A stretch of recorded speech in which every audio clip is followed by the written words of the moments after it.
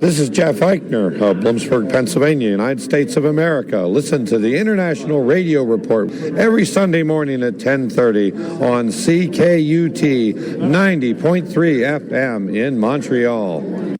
Welcome, everyone, to the International Radio Report on CKUT 90.3 FM in Montreal.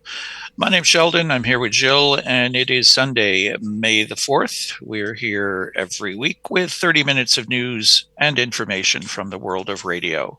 This is, however, our first CKUT funding drive.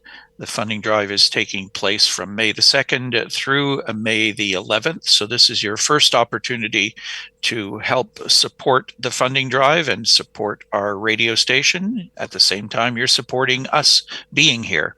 If you've been with us for a long time, you know what the funding drive is all about. If you're new to our show, we do this once a year, and the station is attempting to raise money. The theme of this year's event is Booming and Blooming for Spring.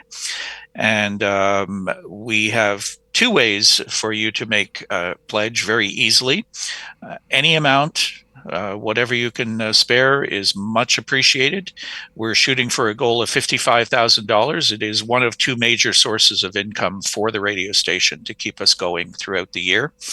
You can go to ckut.ca/donate and just fill in everything you need to do there and make your pledge there. Or you can pick up the telephone and actually call the radio station to the funding drive line. It is 514-907-9424. That's 514-907-9424. If you enjoy what we do here and you enjoy what the radio station does, it's important to keep stations like this alive. So the funding drive is extremely important. There are little thank yous available for certain amounts of pledges that you make. You'll see all of that information on the website. And there are also some grand prizes that, depending on how much you pledge, you'll get entries into those grand prize draws. So you can see all of that on the website. We're not going to take a whole lot of time to talk about that. Go take a look at the website and you'll see all of that important information. The main thing is to go online, make a pledge, pick up the phone, call the number. Whatever you can spare would be greatly appreciated. It's really important to say that, most of us here are volunteers. There's a very small paid staff at CKUT, but the bulk of the programmers, what you hear on the air, is done by volunteers. So that money is going to keep the station afloat. It's not going into our pockets. So that money is used for a lot of very important things to keep the station rolling along. So again, ckut.ca/donate. And the phone number 514-907-9424. So we're going to get to some stories for you today. We have one that was just updated as we were about to record. So the first story is a judge orders Trump administration to restore the $12 million for pro-democracy Radio Free Europe. It is by Michael KUNZELMAN of Associated Press, and we thank Steve Kamp in Sacramento, California, for passing this along to us.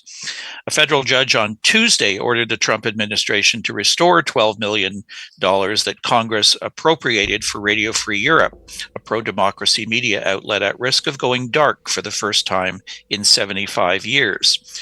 U.S. District Judge Royce Lamberth also tucked a lesson on the three branches of government inside Tuesday's ruling, cautioning that the system of checks and balances established by the U.S. Constitution must remain intact if the nation is going to continue to thrive.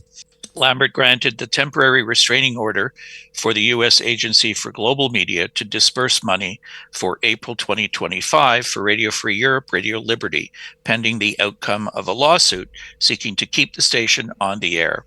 He said the Trump administration could not unilaterally revoke funding approved by Congress. Now, we're going to put the link up to the full story, but I want to get to the update because things have changed since Tuesday. And we received a notice today through the New York Times. appeals court allows Trump to block money for federally funded newsrooms for now. And this is by Minho Kim of the New York Times. A federal appeals court in Washington ruled on Thursday night that for now, the Trump administration could continue to withhold money for Radio Free Europe, Radio Liberty, Radio Free Asia, and the Middle East broadcasting networks. They are federally funded organizations that provide news coverage to countries with limited press freedoms.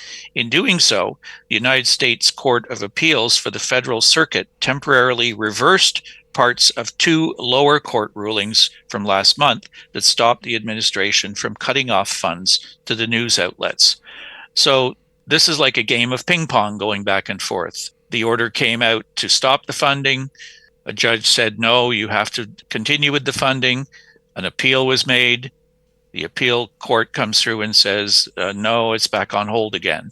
So that's where we are as we speak, as we're recording today. I don't know what the next step is. Does it go up to another court? Does it reach the Supreme Court? We really don't know at this point in time, but it's a really important decision. These stations do incredible work around the world into places that really need some sort of reliable news in their own languages. A lot of these stations broadcast in multiple languages. It doesn't look good right now. Nope. And the problem is, even if it's a win where they're telling this, you got to fund it, it's got to go back on the air, will that order be followed? Because in general, right now what's happening is that even though a court ruling says get the money back, nothing happens. Yeah, it's going to drag out, I think. And, the longer it drags out, the more difficult it is. I mean, they've lost some people. People may go off and say, look, I don't know what's going to happen. I may, go see if I can work somewhere else or what have you. And even if it does come back, will it sound the same? They might try to, change the content in some way. We really don't know at this point in time. Anyways, that's the money for Radio Free Europe, Radio Liberty. Right now, we're also focusing on the money for CKUT. It's a tie-in to our funding drive. You want to keep this station going. You want to keep our program on the air. We're asking for your help. Go to ckut.ca/donate. You can make a pledge there. Any amount is greatly appreciated. Our listeners have been great over the years. They have been so generous with their funds. They really appreciate what we do. They appreciate the station. They know how important it is. So we hope we can count on you again. You can also call in 514-907-9424 and speak to the people in the pledge room, and they will gladly take your pledge. In our next story, we have Trump that signs order that aims to cut funding to NPR and PBS. This is by Kanishka, Singh, Reuters, and it's via Stephane St-Onge. Donald Trump signed an executive order that aims to cut funding to news outlets NPR and PBS, the White House said, marking the U.S. president's latest attempt to use federal funding as leverage against institutions he does not view favorably. The order instructs the Corporation for Public Broadcasting, which distributes funding to PBS and NPR stations, to cease direct funding to them, according to the order's text released by the White House late on Thursday, labeled the news outlets as partisan and biased. The CPB board shall cancel existing direct funding to the maximum extent allowed by law and shall decline to provide future funding, the order says. Both NPR and PBS have previously said that Trump's efforts to cut their funding would disrupt essential media service and have a devastating impact on Americans who rely on them for credible local and national news, including during emergency situations. The Trump administration has labeled multiple institutions in academia and the media industry, from Harvard and universities to NPR and PBS, as being leftist, Marxist, biased, and woke, and threatened funding cuts. Human rights advocates have raised concerns over free speech and academic freedom. Several media outlets have reported the White House plans to ask Congress to rescind $1.1 billion in funding for the CPB, with the amount being 2 years' worth of funding. NPR has more than 900 employees, according to its website. The exact employee count at PBS was not immediately clear, though a media report said it had over 550 staffers at the end of 2022. So this is actually a very bad news. PBS and NPR are important players in the United States. They are, of course, being attacked in a political way, but it's important to have, media of all kinds. This is how you balance the news, you balance the information, and have a fair account when you just look at all of it. So the other thing also is that NPR and PBS are part of a lot of emergency networks. Yeah, a lot of people have compared NPR in particular to what the CBC is here in Canada, in that it's commercial free. It is partially, at least in the U.S., government funded. Here in Canada, it's completely government funded. But they do have pledge drives in the U.S. For these stations. So not all of the money is coming from the government. But without the government money going into PBS and NPR, they would not be able to do what they're doing simply with donations from listeners and also foundations who do donate money to them as well. They have to rely on the money from both sources. So really, there's going to be a close one to watch to see just how things pan out. It could be very, very disastrous for a very highly respected and unique type of service that you hear on the radio. As Gilles mentioned before about cloning radio stations, that just are generic and don't really have much content. This is a perfect alternative to that. So let's hope they can iron this out. And we will ask you to help keep this unique radio station going by asking you to make a pledge to our funding drive. It'll be running through until the 11th of the month of May, but you can make a pledge anytime throughout the year. But right now we're really focused on it, trying to reach this goal of $55,000. If you do call or you do go online, make a pledge, make sure you tag it as coming from one of our listeners. We always like to know who you are out there and that you're supporting not only the station, but you really like what we do with this program as well. So go to ckut.ca/donate to do it online, or you can pick up a phone and call 514-907-9424. You may have heard in the last week about the major power outage that affected Spain and Portugal. Well, we have a story from France 24, France 24 news service, which was picked up by Radioworld. And it has a radio connection to it, a very important one. Sounds like we wrote this story because we've been talking about this for a long time. Candles and radios in demand in Spain as blackout lessons sink in. After taking 5 times as long as usual to get home on Monday, with only cards to make payments, Valentin Santiago told Agence France Presse he now knows you should always carry cash.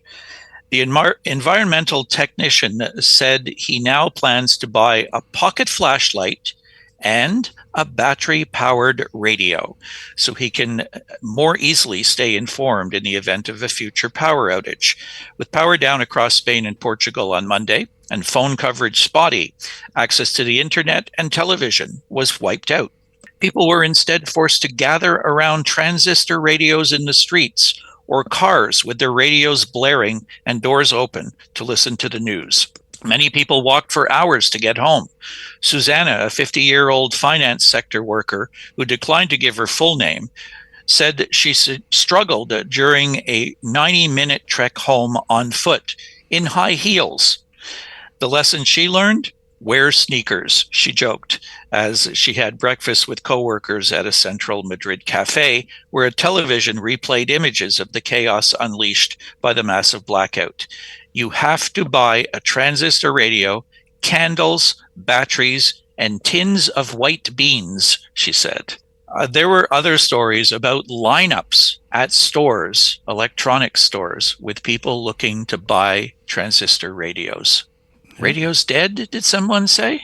There was a half-hour dedicated to the blackout on Radio Exterior España, which actually calls themselves Spanish National Radio now. And that 30 minutes was actually very interesting. They had several experts in power grids and information about, what emergency times, what do you do? And it was very interesting. They have mentioned, of course, when they asked about could a blackout like that happen again, first thing that the expert said is absolutely. These are very complex grids, and this is going to happen again anywhere around the world, on any country. And she said, what can you do and what should you have? And the first thing you got to have is, of course, a radio.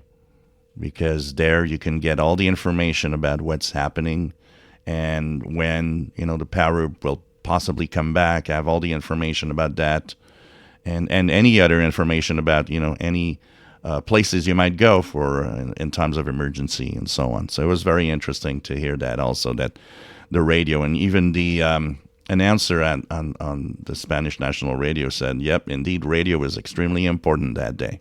And that was a shortwave service, you should mention there. Was there English broadcast that you were listening to? Yeah, 30 minutes English on Wednesday. Okay, very good.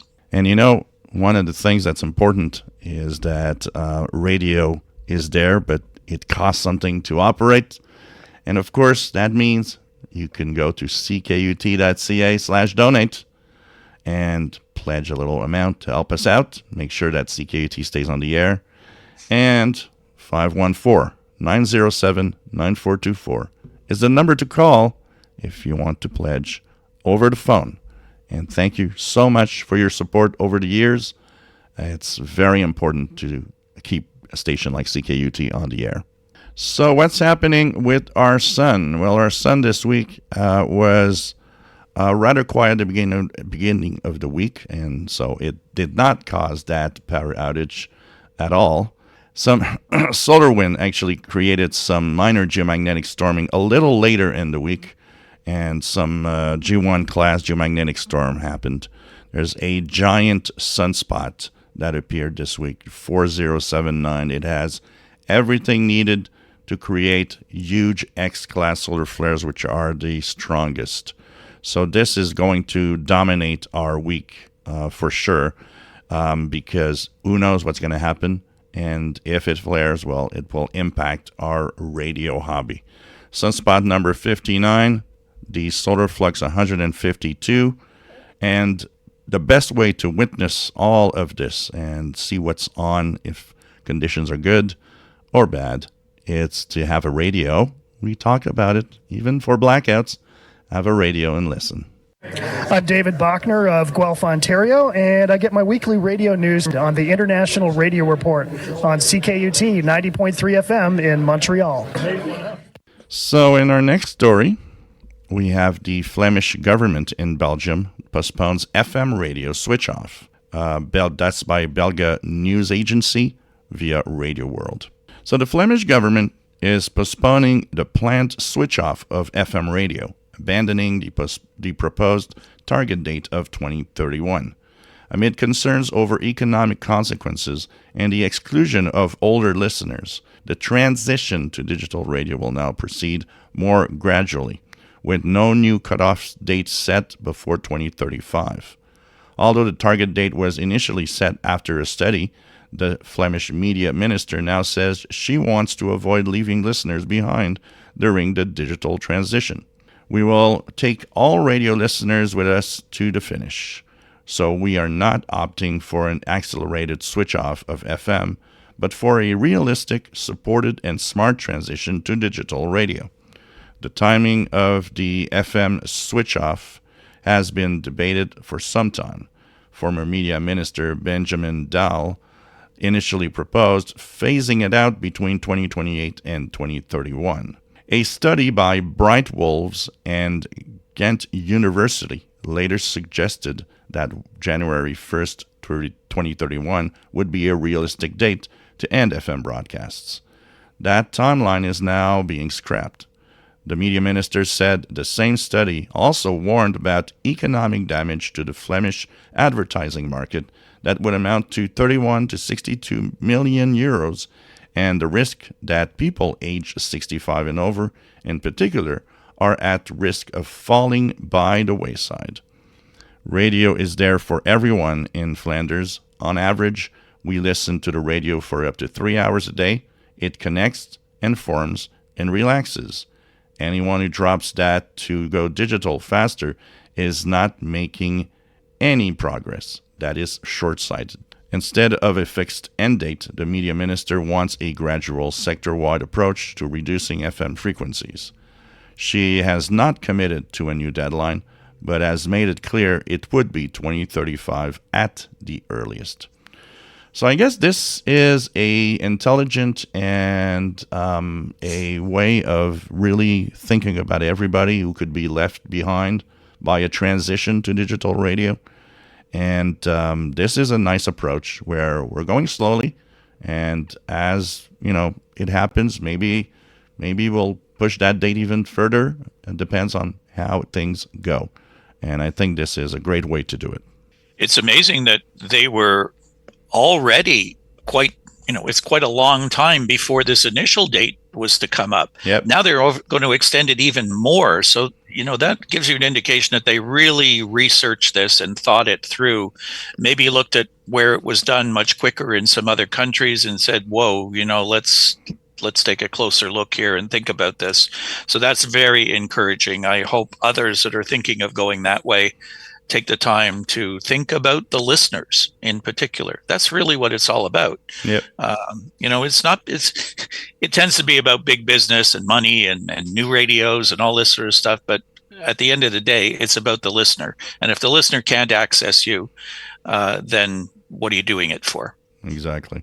What is a good idea, of course, is supporting CKUT radio. We're driving this hard, as we usually do every year, and we really do appreciate all of you that take the time to chip in a little bit and help out.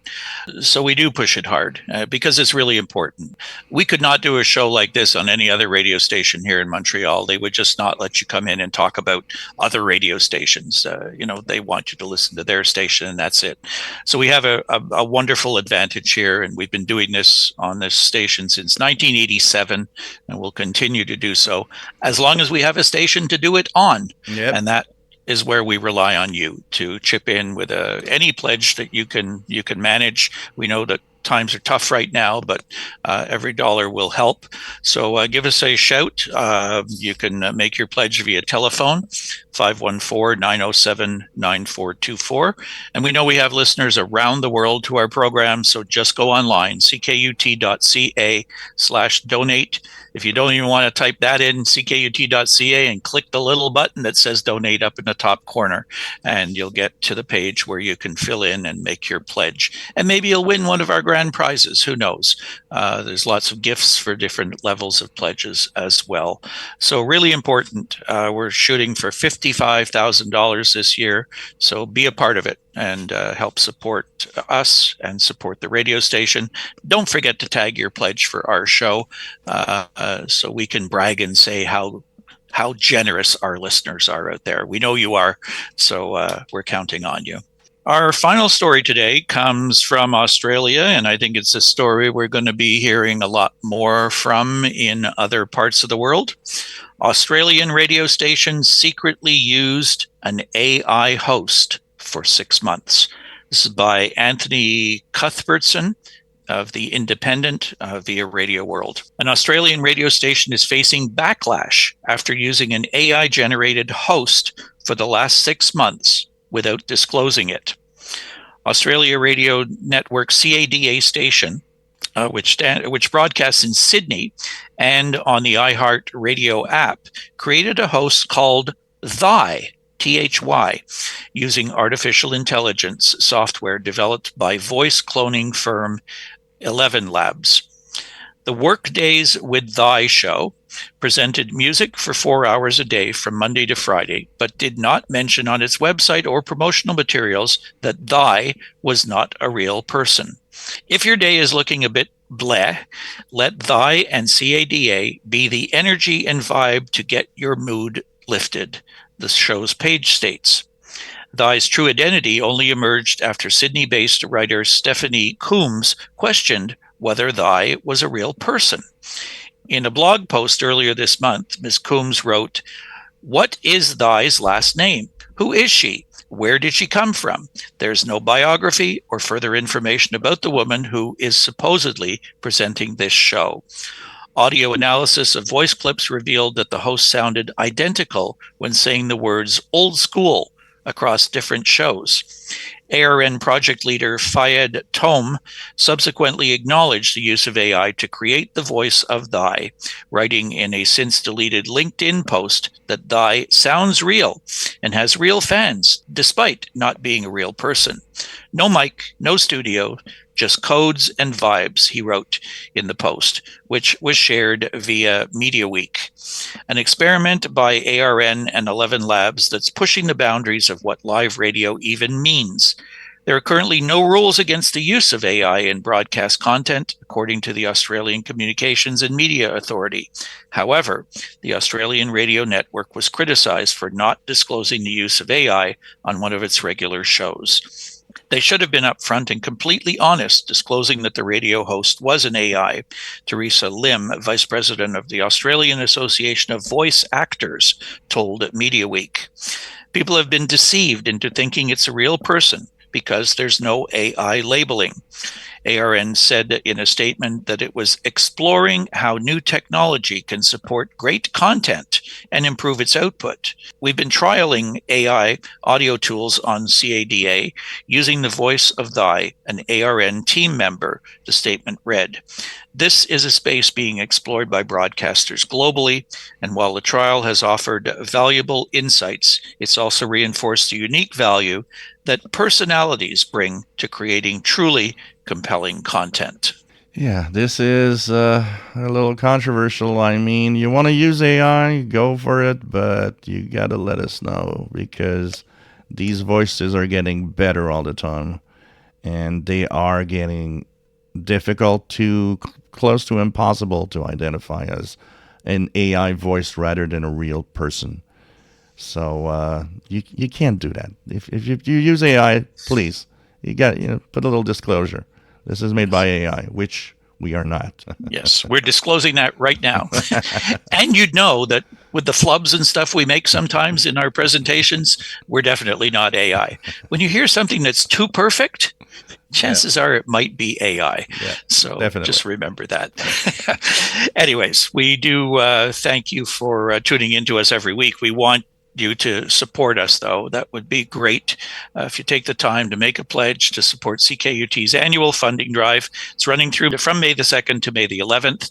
We will have our second funding drive show next week, so we hope you will, between now and then, think about it. If you want to help us out, go to the website, ckut.ca/donate, or pick up a phone and call 514-907 9424. Do tag your pledge for our show. We'd really appreciate that. And any amount, doesn't matter, $5, $10, more, whatever you can spare, is greatly appreciated. We do want to mention some people who have joined us on our Facebook group. We had a sudden blip in the last couple weeks with a whole bunch of new people joining our Facebook group.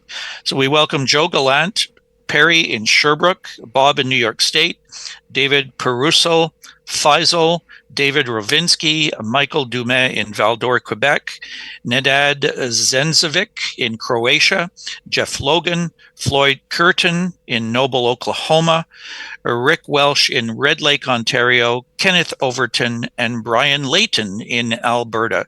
So we're all the way up to 975. We'd like to get to that 1,000 mark. So if you have not joined our Facebook group, consider doing so. Just search for International Radio Report on Facebook. You can email us, radioreport@yahoo.com. Our live streaming and archived availability is through the website, ckut.ca. And we also have our YouTube channel where you can go back and listen to our shows at your convenience. You look for us on youtube.com/@IRR. So that will do it for show number 1 of this year's funding drive. You can pledge anytime. You don't have to do it during our show. Anytime you like, just to go to the website, ckut.ca/donate, or phone 514-907 9424. We thank you in advance. Have a great week, everybody. We'll talk to you again next Sunday morning on the International Radio Report right here on CKUT 90.3 FM in Montreal. Bye-bye for now. Bye-bye.